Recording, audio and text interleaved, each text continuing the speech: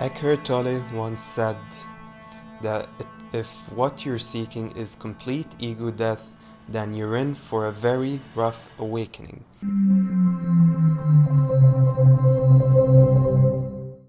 Now, why would he say such a thing, or what does that even imply? And to know what it means, you first need to know what an ego death is.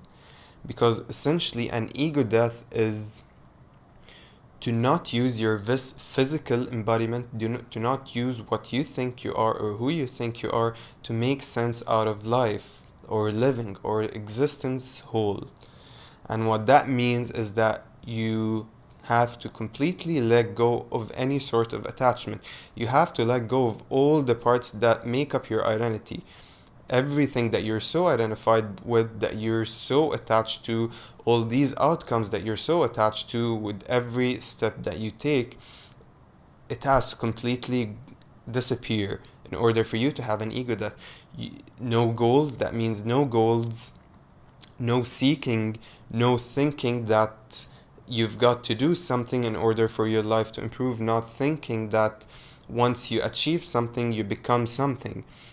It's the complete disappearance of all of the standards and all of the seeking that we as humans, all of the programming that we as humans have put upon ourselves, had set for ourselves. Now think about this for a minute. Take a moment here to think about what this really means, because once you've thought about it, now I want you to realize how far from that you actually are.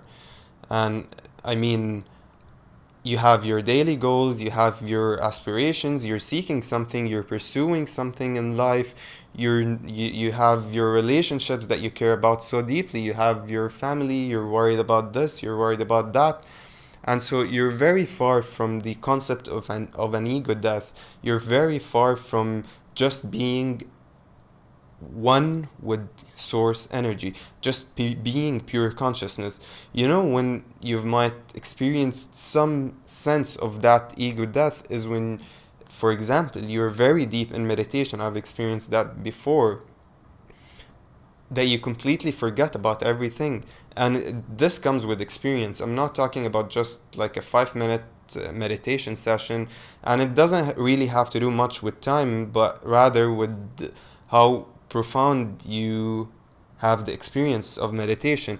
And what I mean is that if you get to that state where you have absolutely no thought, and even what your mindfulness, that like the 1 point focus, if you're focusing on your breathing, this even starts to dissipate, that it does not even exist in your mind any longer, and not even any single thought, and you just stay in that state for a few moments. You reach to that state of unknown, where time doesn't really matter, where time is not any longer an aspect, and you're just there, you're just existing.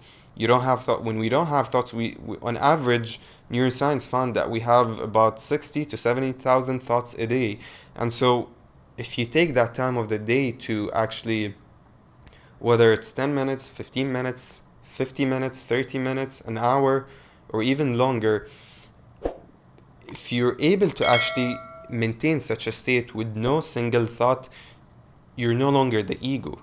You're no longer an identity. You're no longer a personality. You're no longer a 3D being, but rather just a being, just existence itself. You are at that point very closely connected to what source is, to what pure consciousness is. Now, think about the things that you have to do. Think about the things that you might need to go through in order to reach to that state on a daily life, during the whole day, to that being you, which is a complete ego death, living through just your higher aspect, the higher self, the part of you which is always within you, that's the energy within you that creates, being just that energy, pure creation, pure consciousness. And you will realize very clearly that you have to go through many things, that you have to do many things, And now I'm not telling you that the point of this video is not to tell you that you need to have a complete ego death, to let go of suffering, to not have suffering. Of course not. That not many people, not even a tiny percentage of the population would have a complete ego death. But the point is, I'm not telling you to let go of your goals, to let go of your vision, to let go of the attachments that keep you closely attached to your identity. Although that might be good, that might help you if you are suffering, if you are struggling. But what I'm saying is that you have to know that you are the ultimate creator of your life. You manifest as you live, and you attract who you are. Now, if you have even remotely thought or known or believed in the concept that you are the creator of your life, that your thoughts and your feelings, in other words, to be more precise, and your actions, even if you want to look at it that way, are what dictates your reality, based as in the universe reacts to who you are and not the other way around. You cannot just force some things to receive some things from life, from the universe, without you becoming aligned with those things beforehand. Now, if you remotely even believe that, then humor me for a moment here, because this could be the game changer for you. Now, if you are the ultimate creator of your reality, you need, and you are aspiring on daily basis.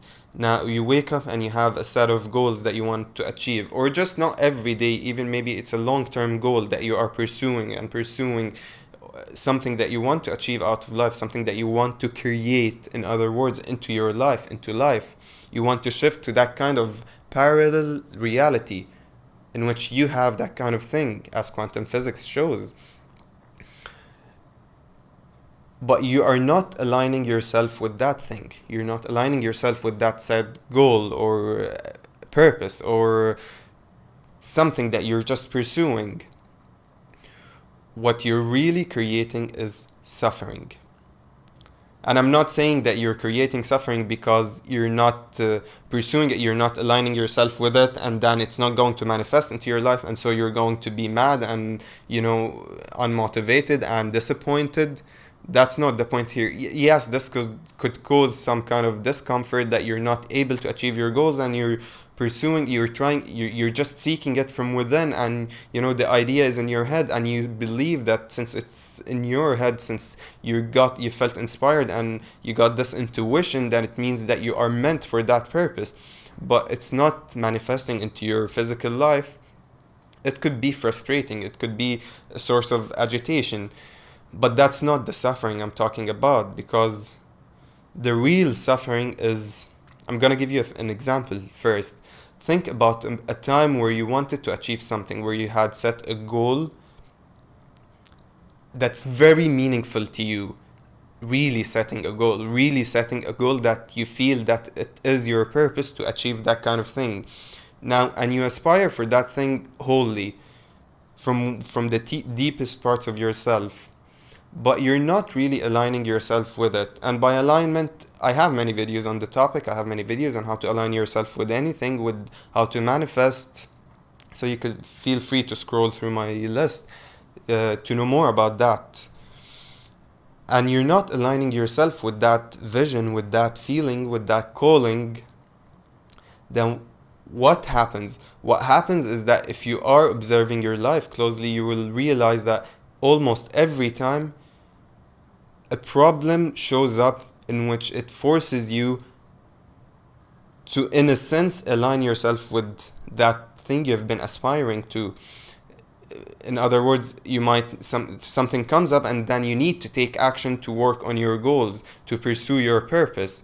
Whether it's that, or even something comes up and then you're completely broken or devastated, and then you have to go back into yourself and align yourself internally, rather than the action aspect of aligning with something, rather than using action to feel the emotion and then use this emotion, because we align using the emotions, using our feelings. That's the truest part about ourselves.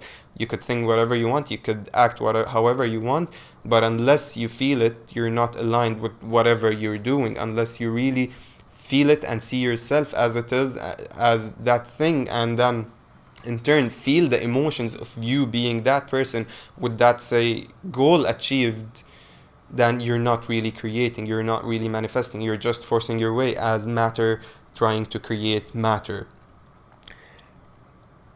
And this problem forces you to go back to yourself and meditate and maybe raise your frequency from within, or see those things as possible, see that you are above these things, connect to a higher purpose, connect to a higher meaning, in which in turn you lose attachment to these things and you lose the obsession to the outcome of the outcome, and you're just living the journey because now you feel as if you have everything you want, and in turn you create what you really want by feeling this, by going through deep meditative states and creating from within. So this is what I mean by suffering, because if you're not aligned with this thing that you're seeking and you are ultimately the creator of your life, so what you are truly creating is a problem, a suffering that's going to force you to align yourself with that vision, with that goal you've been envisioning, with that purpose you've been pursuing.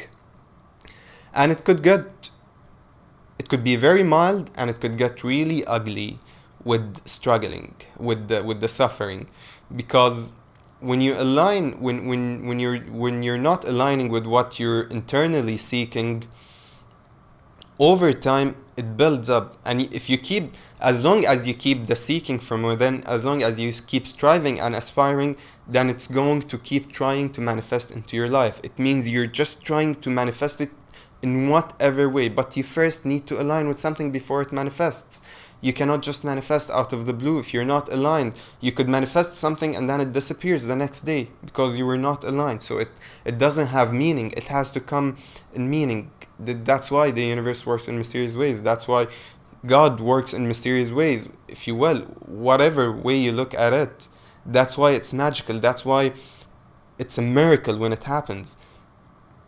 Because you don't understand when it can happen. You don't really, it's very difficult for us to see what actually lead us to creating. And so now that you're struggling and this problem has shown into your life that's trying to force you to align with your dream life or with that purpose, you're still going to resist. Because when this shows up, it shows up in the form that you might need to let go of something that's part of your identity. Maybe you need to let go of your friends. Maybe you need to let go of some attachments, some relationships. You have to drop some things along this way, along that journey, to align with who you're trying to become. It could come out in the form that maybe you are just forced to be alone, that you are forced to shift countries or cities, or that you are forced into losing your house or losing your job.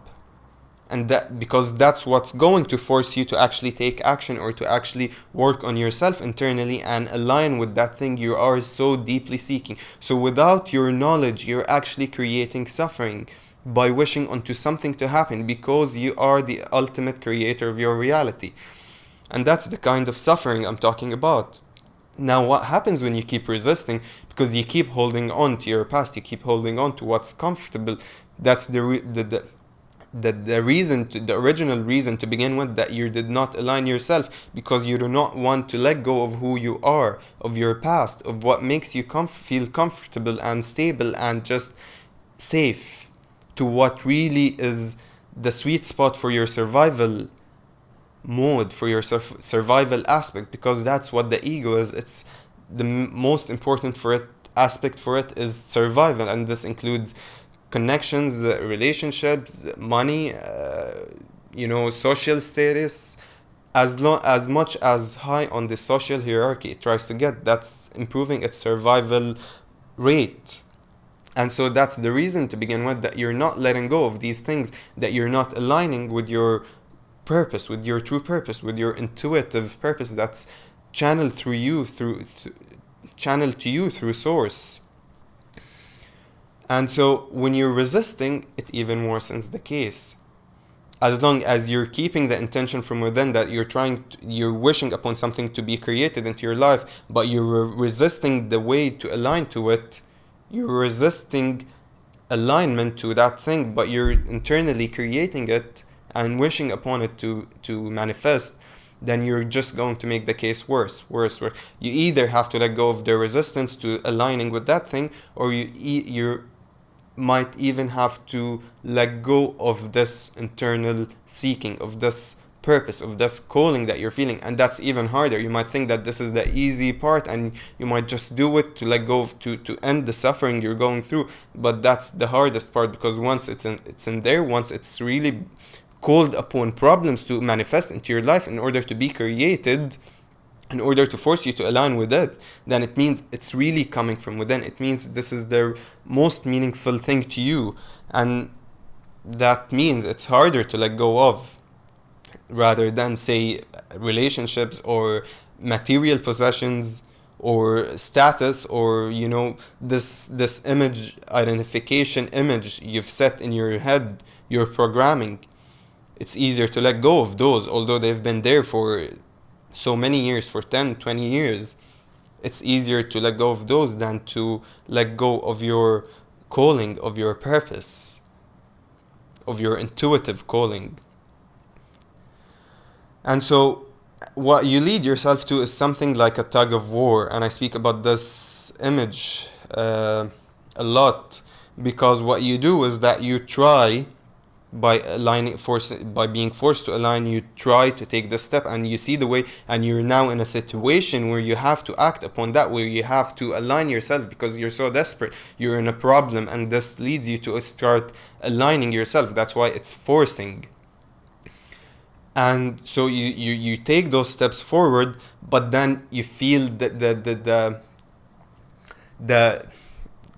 discomfort, the antagony of letting go of your old life, of letting go of your programming, of letting go of your friends, your relationships, or your material possessions, or your status, or your job.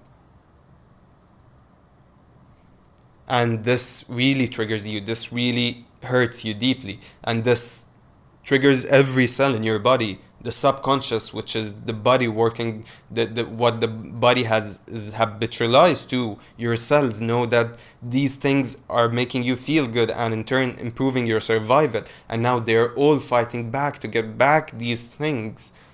And now you're in a very bad dilemma. It's the kind of conundrum that you have to hurt, you're going to hurt one way or another, you're struggling one way or another, so you don't know what to do, so you just stay in that place for too long.